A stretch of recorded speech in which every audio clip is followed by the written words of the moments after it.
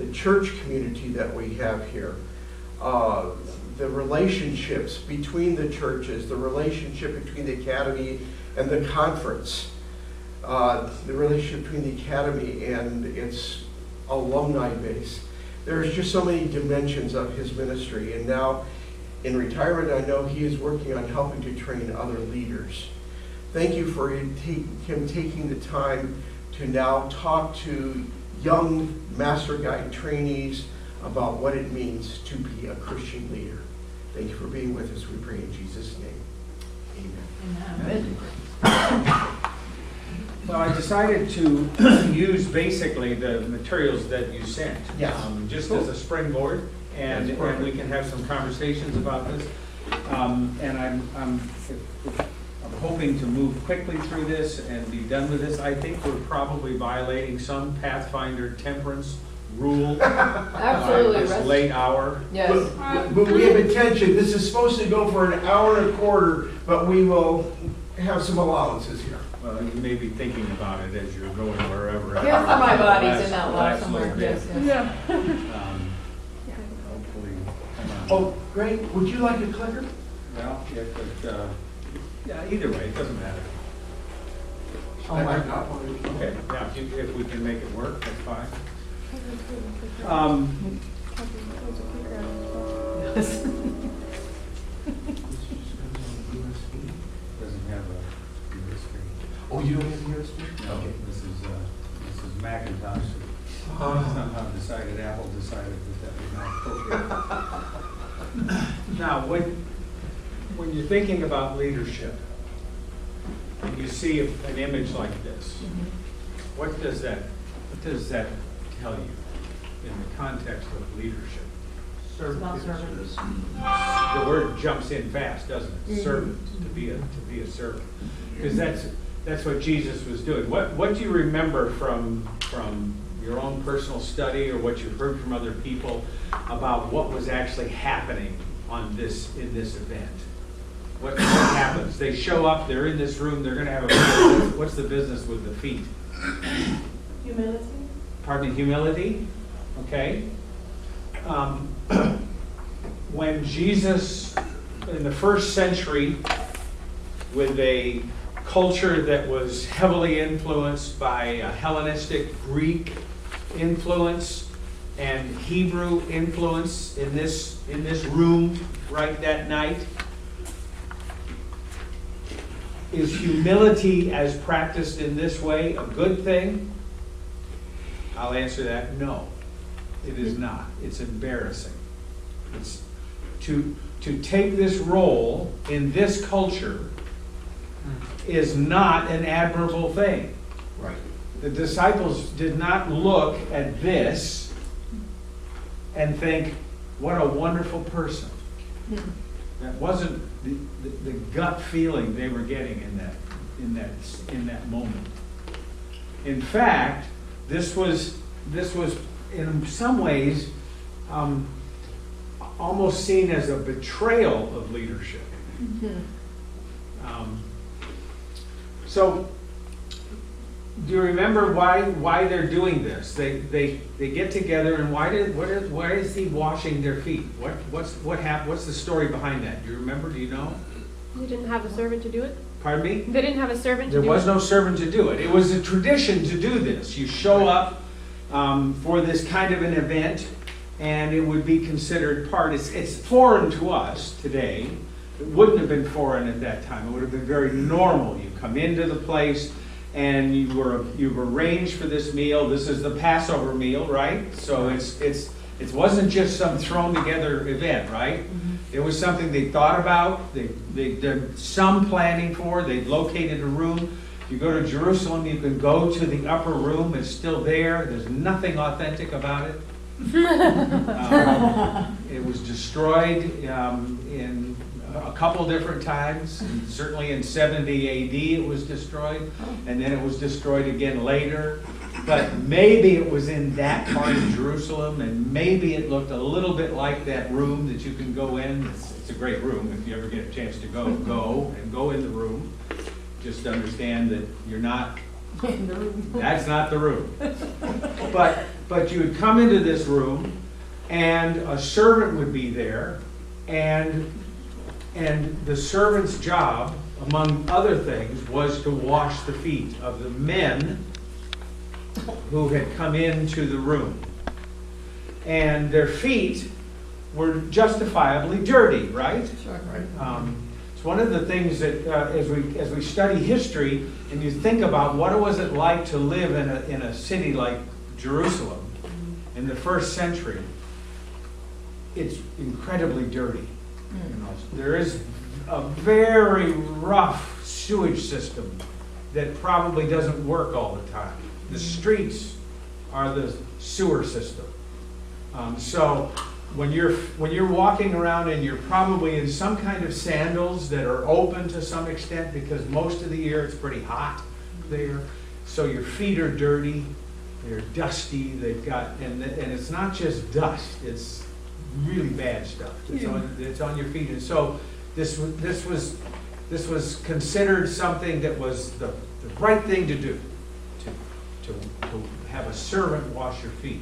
But when Jesus is doing this, he's taking a completely different kind of role in this. How does this demonstrate leadership? When you look at that image, and you can read this stuff, maybe the answers may be in here, but when you look at that and you think about, well, what does that say about leadership? Well, Greg, there's a whole genre of leadership studies that's titled servant leaderships. And it's a challenge in many respects to go through that kind of leadership study. We haven't collaborated on this. Because a leader necessarily has a role to play, and being a servant and a leader, there's a lot of butting objectives against each other. But anyway. Yeah. So in 1970, Robert Greenleaf developed this idea of the servant as leader and servant leadership.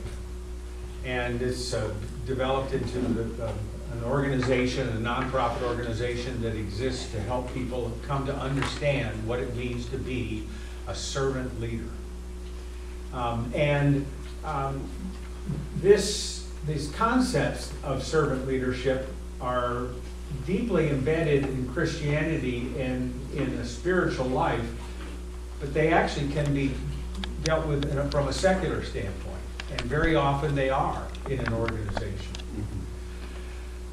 Now, when you're a leader for an organization, whether it's Pathfinders and you've got a small group of fellow Pathfinders that you are the leader over, or whether it's a larger group, or someday it's in a workplace kind of setting, what is it as the leader that you're really trying to do?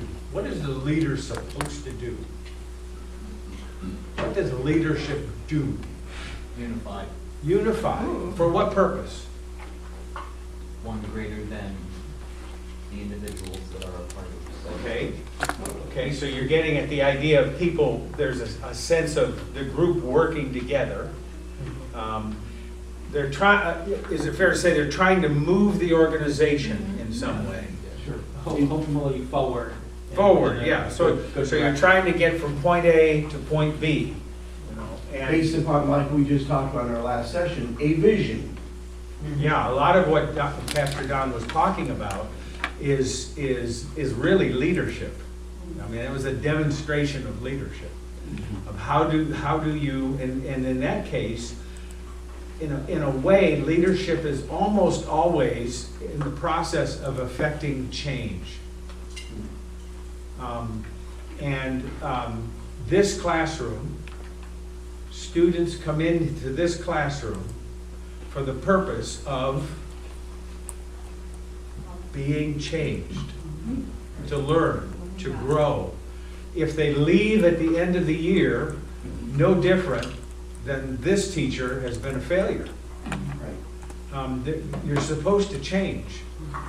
You know, as I've often said, whenever we would cancel school for a day for some reason and students would become euphoric, you know, and happy, it's odd, you know, I've just stolen something from you. You've paid for something and you're not getting it.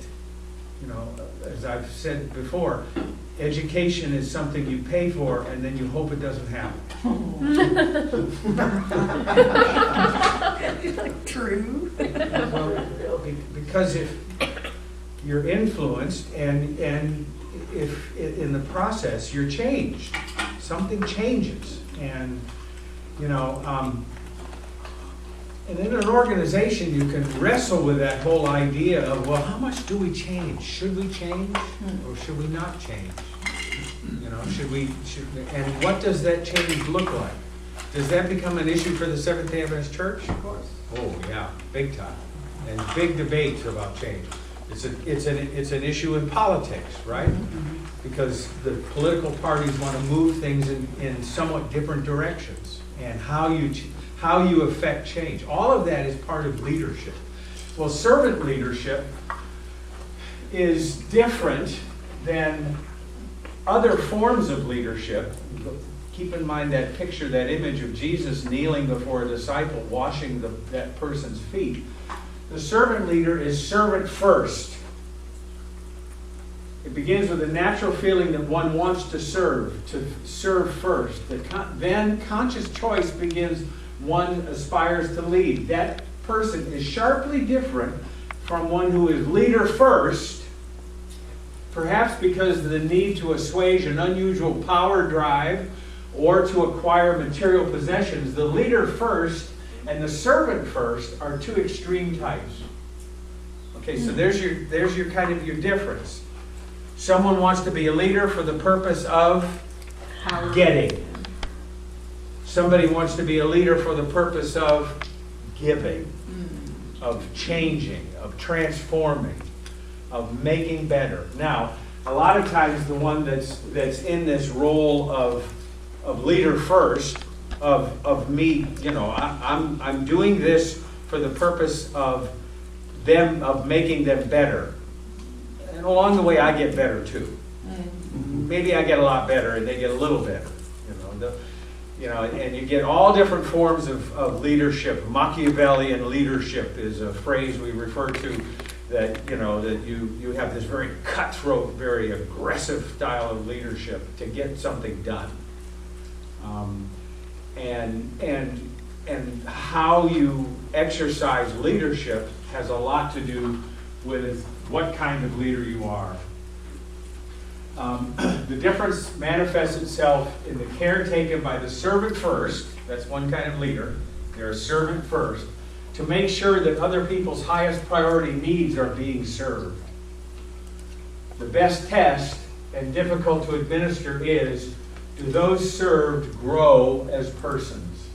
Do they, while being served, become healthier, wiser, freer, more autonomous, more likely themselves to become servants?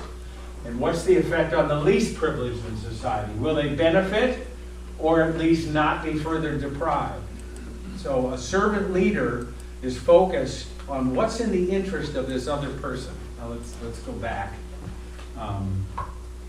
Sorry to disrupt your flow. No, it didn't at all. I was going to go there anyway, and you just helped me.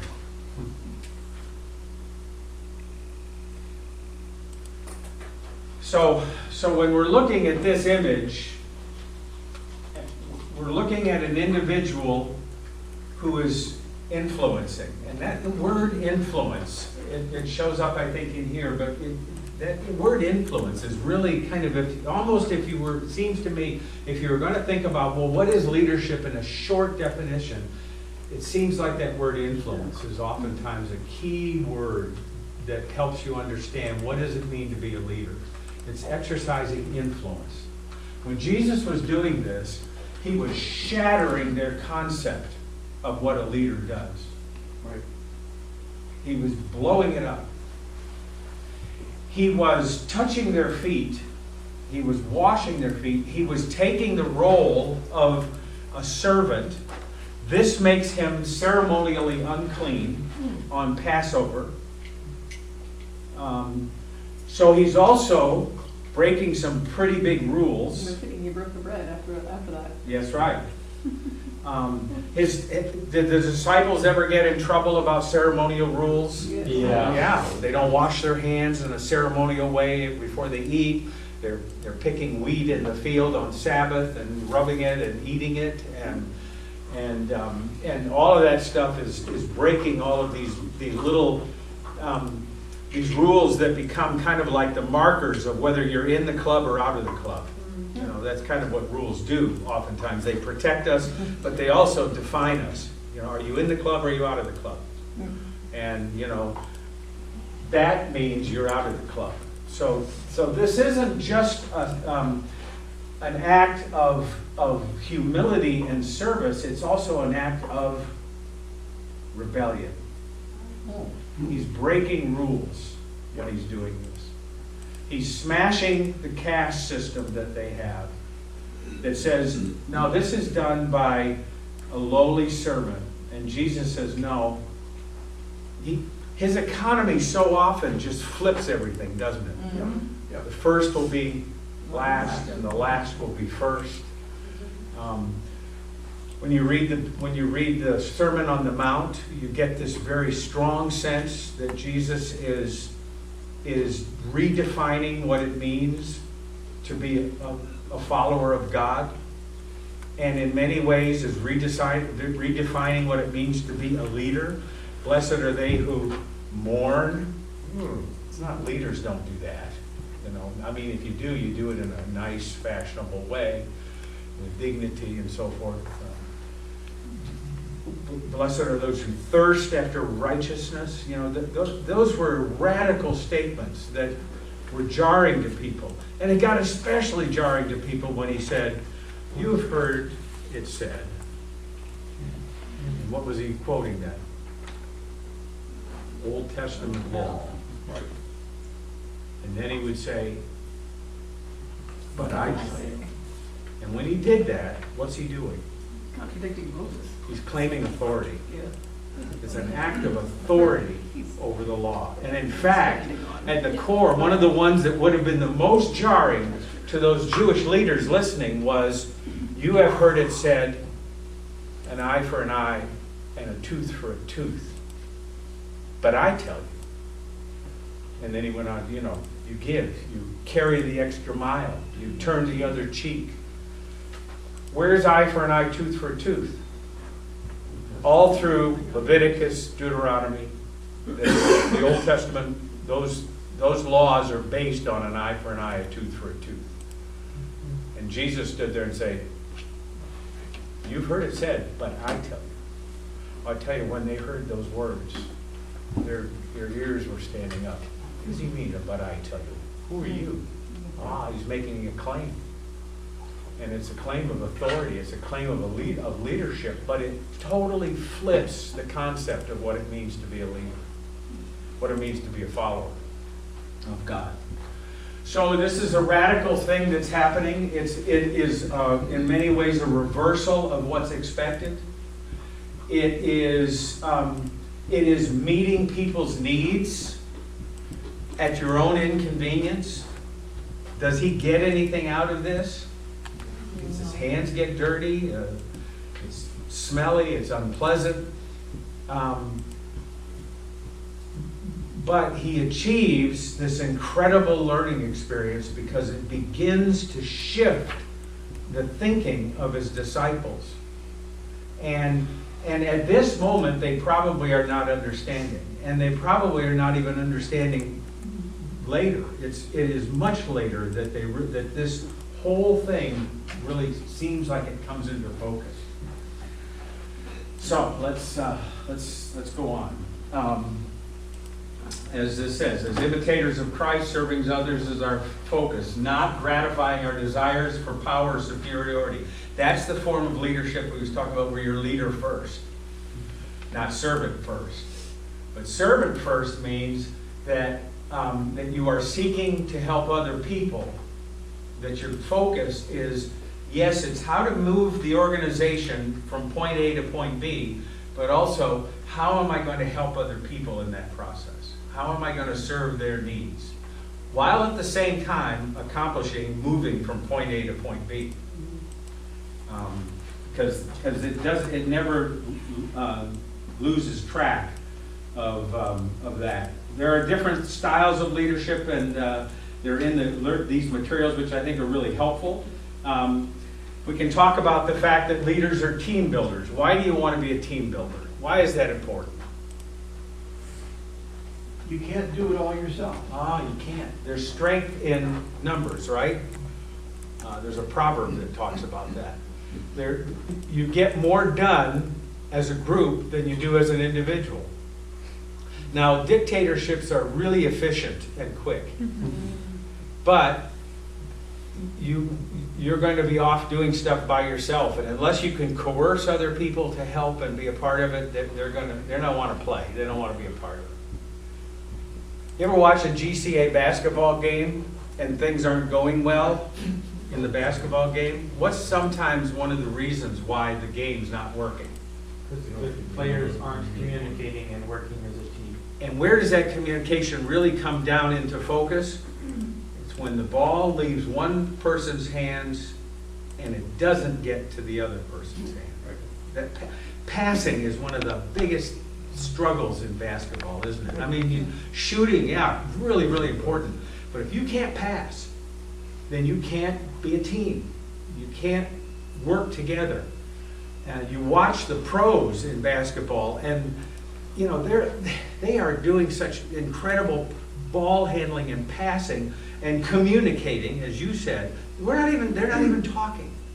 There's a quick glance. There's just a gesture, and they've practiced enough as a team. They've worked together that somebody else sees it, and he knows or she knows the ball's coming here. The ball's going there. She's going to shoot. She's not going to pass. All of that communication is happening very quickly because they're working together as a team, and when you're working as a team, then you're also passing the ball. You're not just shooting. You're giving other people the opportunity to take that responsibility. You know, as Pastor Don was talking about that, part of that whole thing in a church is, you know, as Pastor David would say, you can't do it by yourself. The pastor who's doing it all by him or herself and doesn't have other people that are in that whole process, it's not going to go anywhere because it's got what we refer to as an N of one. There's only really one person making things happen. The power of it is in the group. It's in the larger group. And this is nowhere more true than in Pathfinders. And the ability to come together and work as a team. Now, when you're working as a team, what do you have to do in order to be effective as a team? It was said earlier, you have to communicate. There has to be clear communication. If you're going to have clear communication, then sometimes you're compromising in what you want out of the communication, right? You know, you're not demanding your way all the time. You're also reading that somebody else may have a different idea, and you're going to support that idea. That sense of giving and taking is crucial, because sometimes the ball's going to come to you, and sometimes you're going to be in a place where it's time to shoot, and you can take that shot. And other times you really can't take the shot, but somebody else is in the open. There's big football games coming this Sunday. You watch, and those guys will take off and they'll run down the field, and you know their arm will be up. I'm here. I'm in the open. They may not be in the open at all, but they want the ball. And the arm is up, and the quarterback is looking, and it's got to go somewhere. And that kind of communication and that teamwork is crucial, because if it doesn't work, then the only thing you've got is the ability of that quarterback to run. And those guys on the line are really big. and most of the time when they run, they don't go too far. Sometimes you get lucky if your big guys move their big guys out of the way. But That's teamwork again, right? Just crucial teamwork. Okay, let's keep moving. Another thing that we look for as a leader is a facilitator. What does it mean to be a facilitator? Making things, Pardon? making things happen. Making things happen. As a facilitator, makes things happen. I would also say that oftentimes a facilitator is removing barriers. That is oftentimes just seems like the thing that gets us hung up the most is how to get something out of the way. Removing a barrier. One of the things that I, somebody mentioned that, I've worked in fundraising for a number of years. Well, to be honest with you, I've always worked in fundraising. In fundraising, you're removing a barrier. The barrier is, the institution says, here's what we want to do, here's what we need to do. What do we need to have to make that happen? Well, it often involves money. And so the purpose of the person who's in fundraising is to help find the money. And that's a facilitation, that's making something happen. That's removing a barrier. The barrier is there isn't any money to do it, so we can't do it. Right. And the reality is in ministry, the old statement is, one of them anyway, is no margin, no ministry. Which means if you don't have any money that creates a budget margin, a budget buffer, then ministry is going to be impacted. It's just a reality, and a facilitator is working with other people to remove barriers, to open doors, to make stuff happen, so that you can get from point A to point B. Leaders are peacemakers because we're humans, and humans bump into each other. They don't get along. In my current role, I'm helping the conference office work with some schools.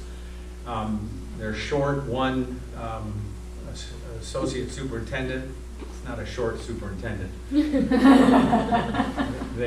They couldn't fill the position, and so they split the responsibilities up, and I'm working with some schools. Cool. And as I told my boss this evening, Kevin Cossack, I said, for the first semester, this was sweet because nothing much happened. But we had Christmas, and then I don't know what happened, but people are not getting along. Oh, And they're bumping into each other. Sometimes they're bashing into each other. And this morning at 7:15, I had a call from somebody that's mad about somebody. This afternoon, I had a call that somebody's mad about somebody. I've got a scheduled call tomorrow morning at 8 a.m. That's because somebody there is also wants to be part of being mad at somebody. Okay. That's just reality. That's what, that's not anything new to me. And that's what leaders do. You have to deal with that. You have to find ways to help people to get along, because can a lack of peace derail progress? Completely. Yeah, just kill it, right? Yeah. It can mess up a club. It can mess up an event. It can mess up your effort to get from point A to point B because you're not getting along with each other. And the one who loves evil, Satan, is just great at messing up in these personal relationships and bringing a lack of harmony and a lack of peace.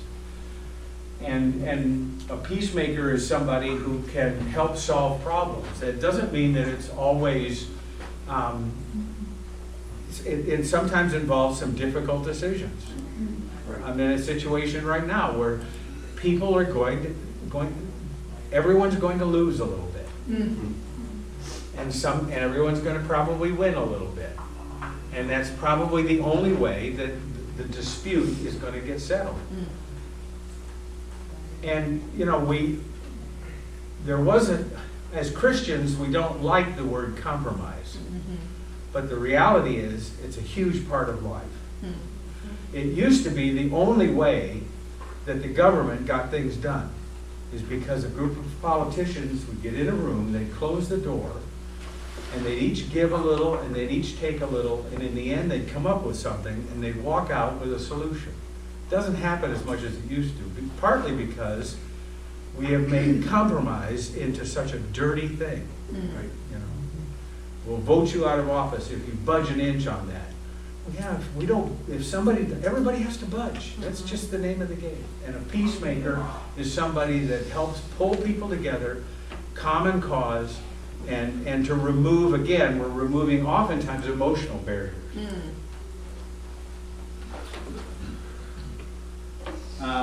Now, there are some practical aspects here of that they talk about. These are some recommendations. One is to study people. This is it was an interesting idea. I'm not sure who put this together. Do you know who put this together? Did Whitehead do this? No. Okay. Did you do this? Yes, no. Oh, okay. We had a gentleman there by the name of Nestor Osman, Oh, who's okay. now the youth leader for the Washington Conference. Oh, okay. Well, this is an interesting one. When I saw this, I thought, wow, I study people as a part of leadership. Why would you do that? Why would you do that? You're not ignorant. Hmm? So you're not ignorant on their behavior. Why they might think that. Yeah. You know, Ellen White talks about self-management and understanding yourself. It's interesting that she in many ways was kind of, long before it was known or understood, she was a great psychologist. And she had the deep understanding of human nature and why we do what we do. When we study people for the purpose of helping people, it really becomes important, because another word for this would be empathy. It's not just study, but also how you identify with. Sympathy is, I feel bad for you. Empathy is, I'm going to put myself in your place and try to experience what you're experiencing. And I'm going to be affected by what you're experiencing. I'm going to let myself be affected. And that seems to me is a role of a leader. That's why good leaders get hurt. That's why, after being principal here for 20 years, I was kind of, there wasn't a lot in the reservoir, because there were lots of times when I had to say things that I didn't want to say. When I had to make decisions I didn't particularly want to make. I mean, I wanted to correct the situation. I wanted to move the organization forward. I wanted to protect the standards. I wanted to have good teachers in the classroom, but all of those things sometimes involve unpleasant decisions and unpleasant communication. And it's no fun. And it takes a toll. It's hard. But if you care deeply about what you're doing, then you have to be willing to do that. And part of studying people is to help you understand how they function. And I'm working with a guy right now, and he's at crossways with other people that are in his building, and he has said more than once, I don't understand. And when he says that, I'll say, oh, stop a second. What did you just say? I don't understand. That's right, you don't. You're not in their shoes. You're not experiencing what they're experiencing from their side. And you really need to do that. Is it going to change what you do? Maybe, maybe not. You may still be right, and maybe you have to, but at least it's going to help for you to understand why they're doing what they're doing. I experienced this. I remember once when I was principal, I gotta watch the time. What time are we supposed to be done here? 9:30? Yes. Sometime around 10. I was principal of a school, not this school, different school, and it was an elementary school, and a long time ago, and one of the teachers struggled with classroom management issues. And so one day I was sitting in my office at the end of the day, the bell rang, I stood out in the hall being pleasant and smiling and saying goodbye to everybody, and then I came in my office, and then she came and she just slumped against the door. And I said, how are you doing? Those chipper things just to kind of rub it in, because I knew she wasn't doing, you know. She's like, oh, she said, I just don't know what to do with these children. She says, they're just terrible, terrible. And I said, did you, when you were a student, did you ever get in trouble? And she said, no. Never. She said, did you? And I said, daily. It was a constant refrain. None of you are old enough to remember the comedian Bob Hope.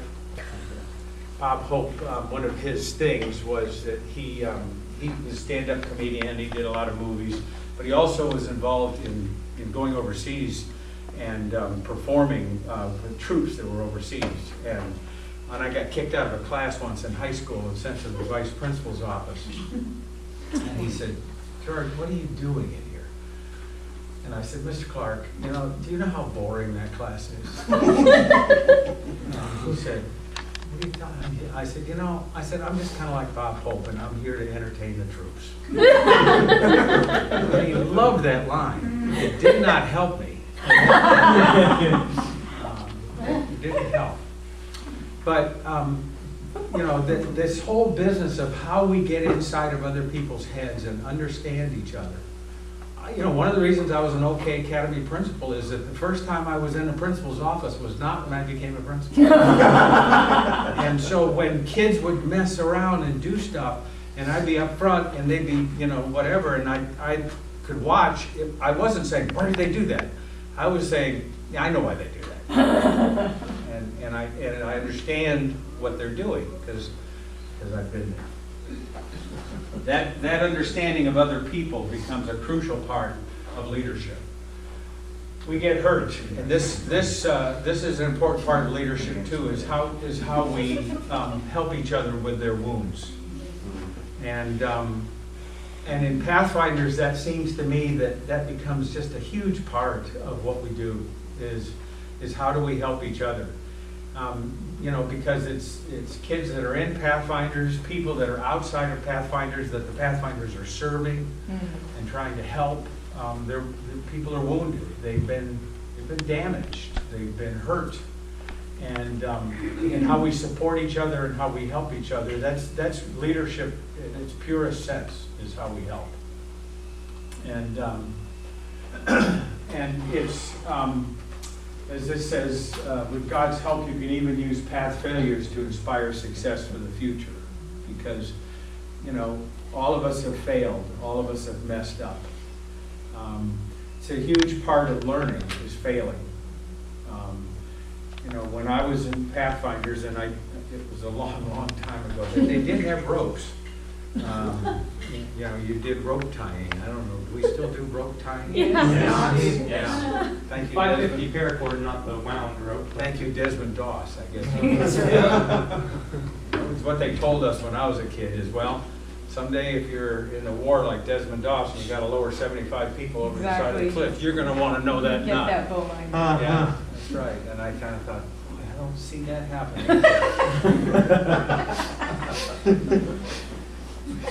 But, it was, the Pathfinders that I was involved in, it helped me understand so much about teamwork, about helping, about serving, about helping people that are hurting. One of our leaders, an adult that he was going through a lot, and he ended up being fired, and it was, as a teacher at the school, and it was a tough situation. And I just remember that as a kid, experiencing the heartache of all of that. And so we expect wounds, and we do what we can to try to help. Make space for ideas. This is, when we're as leaders, we have ideas, but man, you're constantly looking for other people to have ideas and resources beyond yourself. This is really, it seems to me, is kind of a crucial part of what it means to be a leader. We have our own ideas, but in the same way that teamwork strengthens the ability of a group to move and get stuff done, Getting ideas from other people, working together, being willing to listen is a huge part of what it means to be a leader. Because you're not expected to know everything, and you're not expected to have all the answers, and we have to kind of give each other space for that. And making space for ideas, I love that slide. Now here's one, this is an interesting, why would this be in here? What's that, why is public speaking important? It goes back to that influence word, doesn't it? Yeah.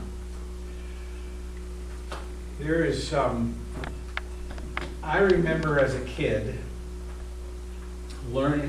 figuring out that the ability to communicate clearly was an incredible tool.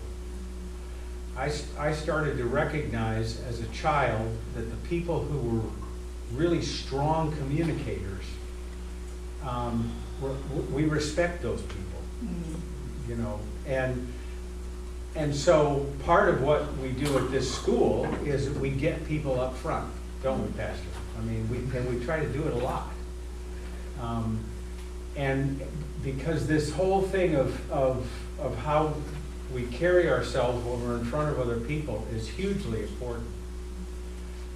And in almost any profession. And your ability to communicate clearly in the way that you present yourself can have a tremendous impact because of the influence that it has. I think it was Rutherford B. Hayes, one of the presidents, when the party was going into the nomination time, one of the things that was said was, well, he looks like a president. And that word kind of spread, and people, yeah, he does. Tall, kind of has that look. Looks like a president. And he became the president. Was that the only reason? No, but he looks like. When I was leaving one of my principalships and another principal was being hired, when I was at the board meeting and the conference president announced that, well, we found a replacement for Gerard, and he was talking about this person, and one of the things he said is, I like Dr. Davis because he just looks like a principal. Looks like a principal. And I thought, wow, I didn't know that was good. But, you know, so public speaking is far beyond how you look, but it is part of influence that is used by your ability to interact with people in a way that you have confidence and you're clear in your speaking and in your communication. And it is an incredibly important tool. The ability to communicate and to understand, which means you can listen, as well as communicate clearly to be understood, is hugely important. That got burned into my psyche as a child when I would listen to my parents fight, when they didn't get along. And I can remember as a child sitting in my room, having heard the exchange, or listening to the now complete and utter silence that would probably exist for several days. And I remember thinking as a child, these two people talk, but they don't hear each other. You know, I didn't have the image, but the conversations were doing this. You ever been a part of that? You know, somebody's saying something, and the one over here is hearing something different than what this person is saying. And the miscommunication is making the whole situation worse. And as a child, I vowed that I would do my best not to get trapped into that. And that became part of my, as I was growing up, of just, you know, and my father used to say, well, this one here runs his mouth all the time. And that was part of the reason. I was practicing.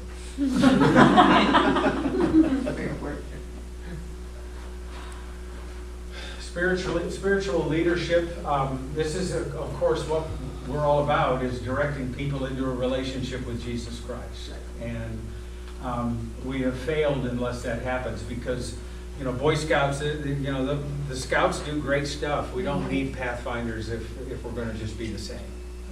And this is the biggest thing that makes us really different, is the fact that this is a ministry, and we are invoking the name of Jesus Christ in everything that we do. And it is this reflecting Christ in our daily life is the goal. We do it imperfectly, but at the same time, it's at the very core of what we do. There were some scripture verses. Let me just grab one here real quick.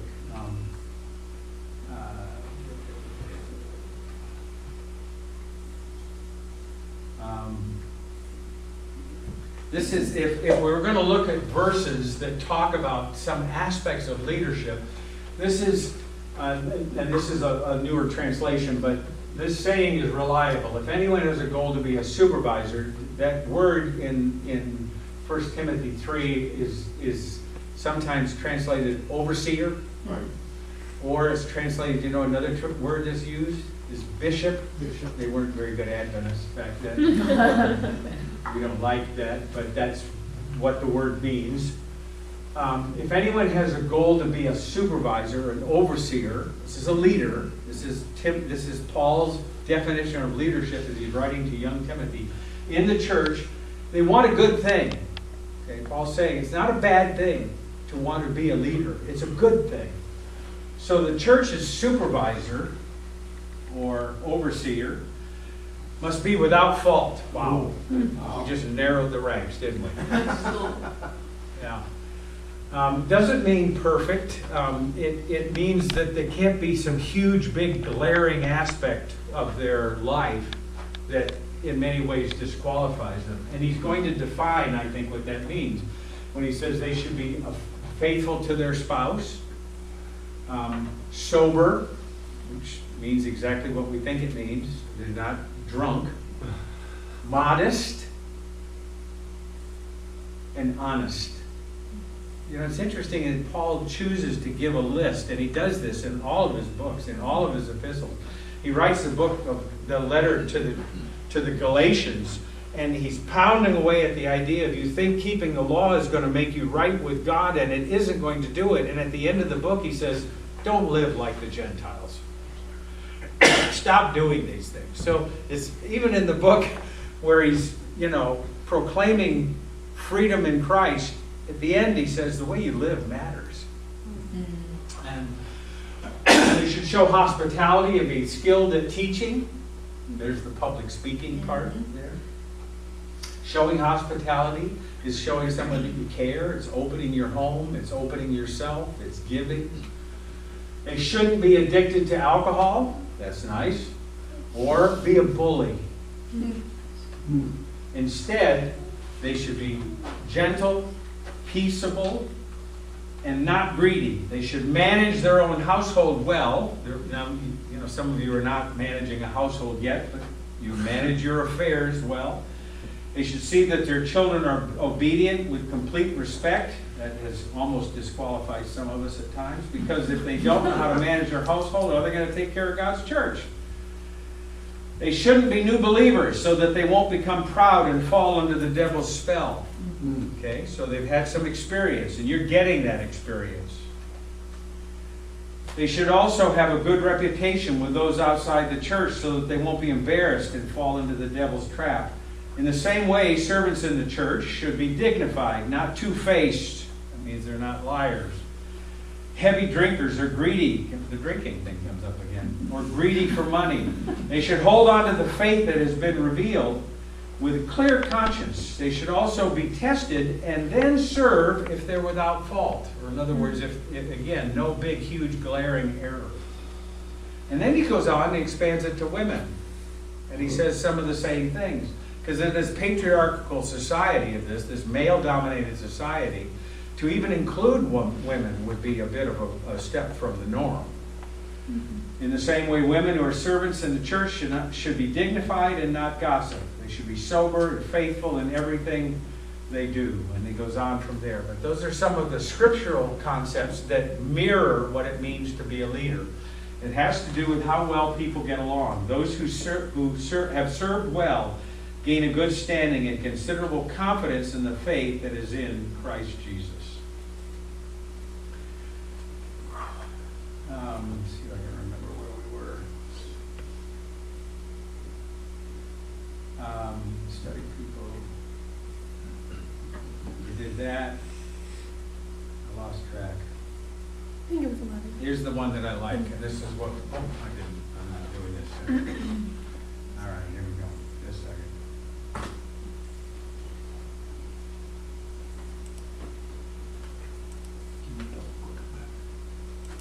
There we go.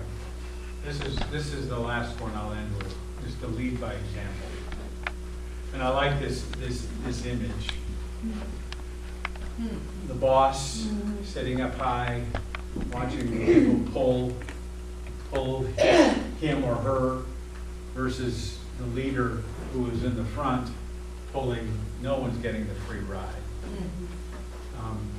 When I came here in 2002, one of the things that I had done in the past was been a bus driver.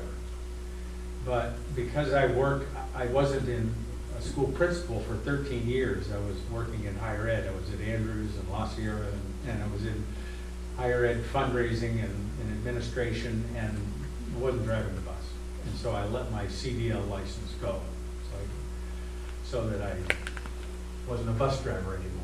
But I came here, and that first summer, I asked my fellow administrators, the vice principal, who was Don Short, now the principal at Shenandoah Valley Academy, and Neil Brady, who was the treasurer here at the time. I said, what do we need? What are our needs here? And one of the things that came up was, well, we don't have any bus drivers. We only have a couple of people who are bus drivers. And we've had a lot of trouble getting people to be bus drivers. I still remember the conversation in my office downstairs. Principal's office was Mrs. Jenkins' office. That was the principal's office, because none of the rest of the stuff was there. And I sat down there and I said, so no one wants to be a bus? No, nobody wants to be a bus driver. And I said to these two gentlemen, are you bus drivers? And they, no, don't want to be a bus driver. I said, well, you should probably be. No, I don't want to be a bus driver.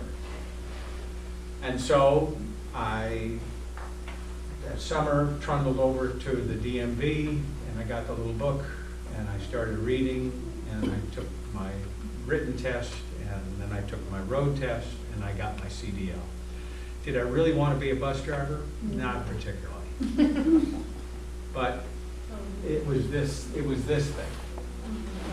Because that, that was, now I don't dislike driving bus, so it's not, not a huge sacrifice. But at the same time, it was one example of, if you're going to ask people to do something, then you better be willing to do it yourself. There you go.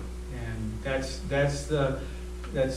what it means to be this leading by example, is being willing to get in and say, I'm part of this. I'm not just sitting up here barking orders.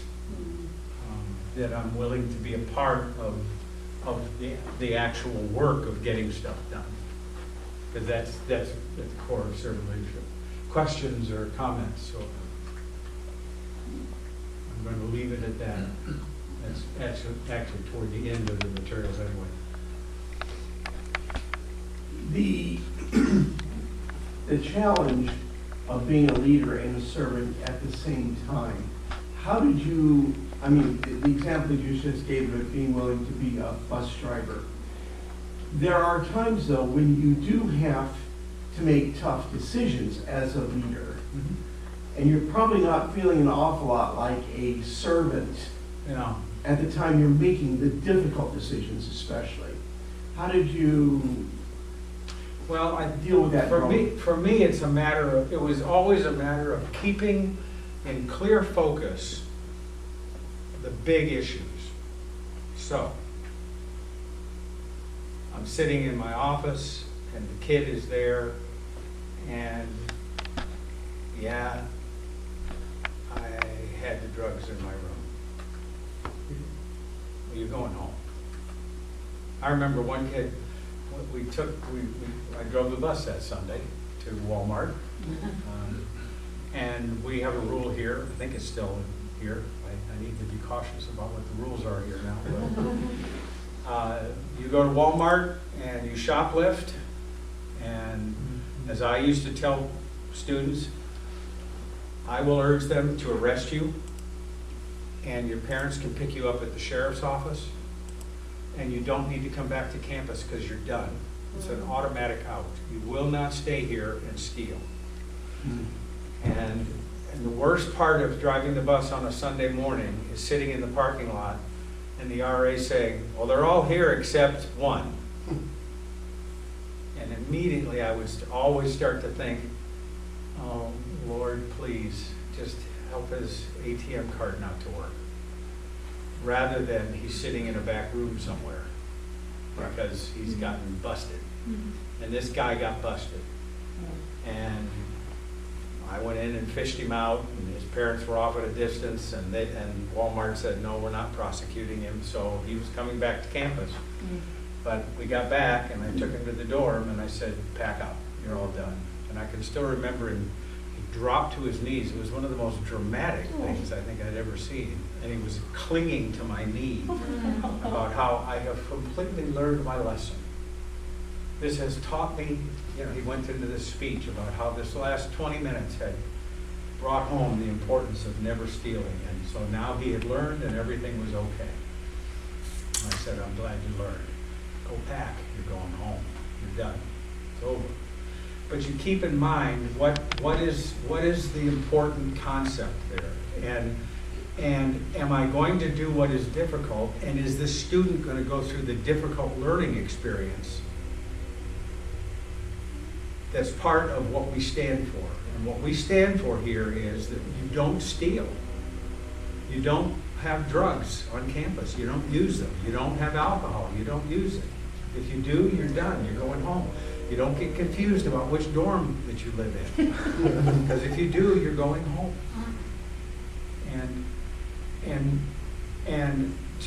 Those are very difficult conversations. But what has to stay in mind is that if you start to say it's okay, then you're going to very quickly, you're changing what the standard is. And all of what I've just described as far as school standards are debatable, because there are very good Adventist schools that do not kick out for those reasons. Yeah. So it's up for debate. It was one of the first things that had to be established when I came in 2002. The year before, 5 kids, village students, smoking dope in somebody's backyard off the campus on a Saturday night at the hot tub, smoking dope. Word gets around, they get asked, one of them admits it, then they all admit it, and the school kicks them out. They're out. And then conference leadership says, we don't like that policy, so you need to take them back. And so by the time, and then the principal didn't get rehired, and all of that was a chain reaction. So when I came, actually when I interviewed for this job in May of that spring of 2002, and part of the interview, they had 13 different questions, scenario questions they gave me. And I was here, it was the easiest interview I ever did because I didn't want the job. I didn't want to come here because I just saw nothing but headaches, and nothing but hard work. And when my son said to me, Dad, why don't you just take the job? I said to him, Andy, it's easy for you to say that because you're not the one that's going to get your teeth kicked in on a regular basis. And they could put that on your business card for academy principal. And as I was being interviewed, one of the questions, the scenarios they gave at that interview was, okay, let's say you're principal of GCA and a kid has just been found to have drugs in the dorm or been using drugs, and what do you do? And I said, well, that sounds familiar. And I said, I can't answer that question because you have no policy. I said, you destroyed the policy that was here. You've created another policy, but the faculty, I already know, don't accept that policy. So I said, I'm not really able to answer the question because you really don't have a clear policy. And one of the first things we did was, as this new principal I said first to students, when school started, I said, what are we going to do about drugs and alcohol? What do you want to do? We have two options. We can kick kids out for drugs or alcohol, or we can suspend them, do an intervention program. This is what a lot of schools do. It's what we had done at Great Lakes. Conservative Great Lakes, but that was their policy when I was principal there in the 80s. You do an intervention, you do education, they're out for a couple weeks, you bring them back and you give them another chance. So we can do either of those options. I had like 4 different student focus groups, and then the faculty, and then I got a group of parents together, and when I went to the board, it had been unanimous. No one said, we want them to stay. Everyone said, we want no drugs or alcohol on this campus. So it's been that way for 21 and a half years. But that had to then go to the board, and I said to the board, if you're going to do this, if you're going to vote this, then don't you ever do what you did last year. That never happens again, ever. Because you're having your conversation today. When this is done, if this is policy, then it never comes up. And from there on, it never had a debate. I mean, when we ran into it, it was, we're invoking the policy. And I've never in the 20 years got a phone call from anybody on the other side of the highway. Because you're asking, the difficult things that you had to do, because once that's established as a standard, then are you going to keep the standard, or are you going to play favorites with it? The right kids get in trouble, then the standard gets thrown out. What are you going to do with that standard? Are you really going to keep the standard? And so I think standards are really, really important in organizations. And so you tenaciously hold on to the standard. And that's what leads you through the hard decision. The same way when I'd have to sit in my office and say to a teacher, you can't stay here anymore. We're going to have to, we're not going to rehire you, or you're done now, and we're going to have to get somebody else. Because what's the most important concept? I've got to have talented, capable people in these rooms helping kids learn. And when people repeatedly don't do what they're supposed to do, then you have to move them on. And sometimes, we used to talk about it. It's a terrible thing that we're going to give them new opportunities. We have these little euphemisms that we use. One of the first times I ever went through that at Great Lakes, we didn't rehire a teacher at the end of the year, and he appealed it and appealed it. We went through this long process, and finally at the end of the year, I just said, we're done. You're not staying. We've gone to the board twice. You're done. You need to move. Very upset. He left education. The last I knew, he was a hospital vice president somewhere and just doing really, really well. And he's found his niche. It never was teaching. I guarantee you it was not teaching. May have been a better bus driver than a teacher, but he's a good hospital administrator. Wow. But he was a terrible teacher. Any other questions? Failing to succeed. Exactly. And that's what, you spend quite a bit of time figuring out what you're going to be, what you're going to do, what you're good at, what you're gifted, and how the Lord, what He calls you to. And that's kind of, there's nothing more important than that, figuring that out. When you do figure that out, man, it's great stuff. When you know why you're here. Okay, guys.